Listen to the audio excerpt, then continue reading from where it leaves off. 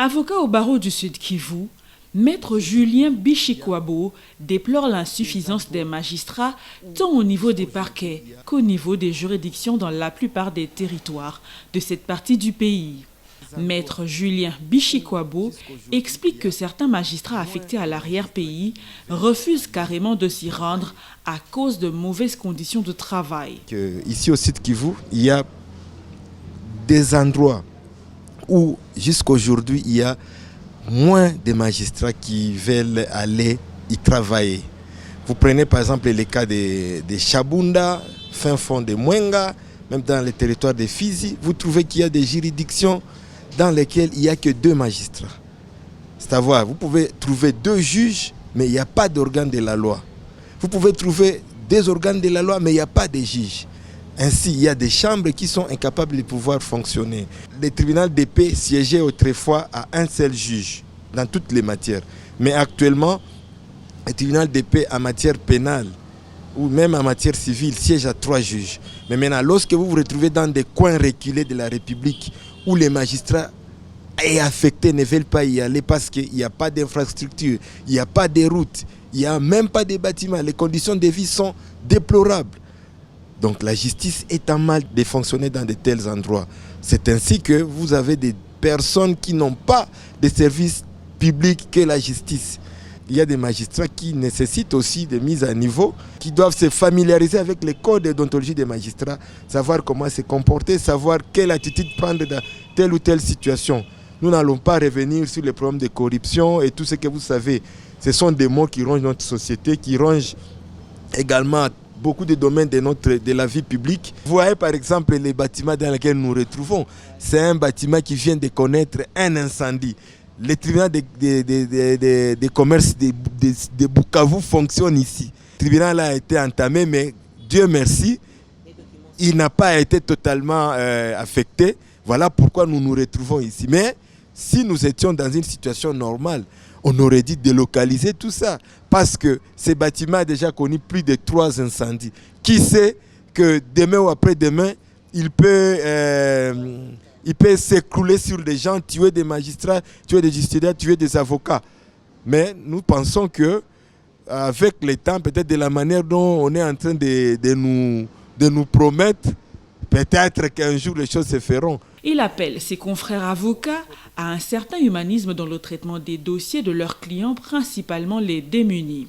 Nous les avocats, nous avons également l'obligation de contribuer pour une administration de la bonne justice. C'est-à-dire, lorsque vous êtes en face de justiciables qui n'ont pas de moyens, alors que vous avez en face de vous un barème des honoraires applicables à la République démocratique du Congo, vous avez quelqu'un qui est totalement indigent, qui vous consulte, qui a une procédure probablement à pouvoir initier à la Cour suprême. Actuellement, la Cour suprême, comme vous le savez, a déjà été scindée en 3 juridictions, à savoir le Conseil d'État, la Cour de cassation et la Cour constitutionnelle.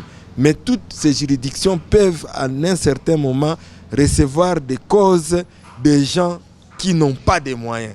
Maintenant, les avocats ont la difficulté de pouvoir s'accommoder à de telles situations. Pourquoi? Parce que dans la rubrique appelée assistance judiciaire en République démocratique du Congo, il y a de l'argent qui est débloqué pour que tous les avocats qui assistent prodéo des justiciables qui n'ont pas de moyens puissent être satisfaits par l'État. Mais malheureusement, dans notre pays, je prends mon propre cas, pendant mon stage comme avocat, j'ai eu à suivre pas moins de 15 dossiers prodéo. Mais l'État ne m'a jamais donné quoi que ce soit, même un petit sou. Alors que la plupart des acteurs judiciaires saluent l'engagement du président de la République dans la restauration de l'état de droit, Maître Julien Bishikwabo attend juger le magistrat suprême dans les actes. Lorsque le chef de l'État, M. Antoine Tshisekedi Tshilombo, a accédé au pouvoir, il y a vraiment beaucoup de personnes qui ont espéré à ce que les choses allaient marcher comme sur des roulettes. Et nous avions vu la volonté. Parce que lorsque vous suivez tous les discours que le chef de l'État a prononcés depuis son accession au pouvoir, ce sont des discours qui donnent de l'espoir. Mais seulement, vous savez qu'à chaque théorie, il faut une pratique. les gens ne font qu'attendre. Les gens ne font qu'attendre le changement. Dans les domaines judiciaires, les gens attendent également voir les magistrats être mis dans des conditions qui leur permettront de bien dire les droits. Maître Julien Bichikwabo note une évolution dans la lutte contre les violences sexuelles dans le Sud Kivu, mais il insiste sur la vulgarisation de la loi du 20 juillet 2006 sur les violences sexuelles en milieu rural. Lorsqu'il n'y a pas consentement, lorsque on est en relation avec des personnes de moins de 18, de l'âge de moins de 18 ans, on est exposé à pouvoir subir la rigueur de la loi. En milieu urbain, c'est connu. Mais seulement, lorsque vous allez dans des milieux ruraux, dans les territoires du Sud Kivu, vous trouvez qu'il y a encore qui nécessite une bonne vulgarisation. Cette loi doit vraiment encore être vulgarisée. Pourquoi? Parce que il existe des endroits, moi-même j'en suis témoin, il existe des endroits où les parents de la jeune fille abusée se permettent encore de transiger avec la famille ou l'auteur de l'infraction, par exemple du viol. Dans nos milieux ruraux, cela existe encore. Il y a des parents qui ne savent pas encore que donner en mariage sa fille de moins de 18 ans est une infraction. Maître Julien Bichikwabo encourage par ailleurs la campagne de lutte contre le harcèlement sexuel menée par l'Association des communicateurs à travers sa chaîne Justice et Télévision. Une initiative louable, étant donné que tous nous sommes censés appeler à concourir pour que la justice et la loi et les droits règnent dans notre société. Le fait de s'attaquer au harcèlement sexuel dans les milieux du travail, c'est vraiment une bonne chose parce que dans nos sociétés, il y a beaucoup d'employeurs qui pensent qu'ils ont pratiquement la même mise sur leurs employés féminins. Le fait pour justice de s'attaquer à cet état de choses démontre pratiquement et clairement que c'est une organisation, une association qui a le souci de voir la société congolaise évoluer de l'avant. Nous devons pratiquement faire la promotion de la femme qui, certains gens le disaient d'ailleurs, que ce sont des êtres faibles, des sexes faibles.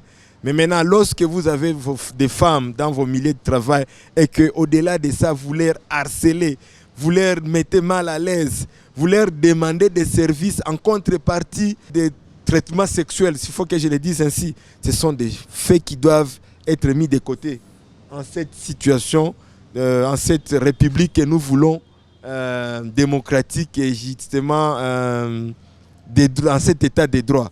Je pense plutôt que l'État doit encourager ces genres d'initiatives parce qu'en fait, il faut le dire, ce sont des initiatives qui doivent venir de l'État. Mais lorsque c'est une organisation privée qui a les soucis de la population pour défendre les valeurs de la femme, l'on ne peut qu'encourager et soutenir. La campagne de lutte contre le harcèlement sexuel dans les organes de presse est menée à Kinshasa, à Goma, à Bukavu, à Kananga, à Chikapa et à Mbandaka.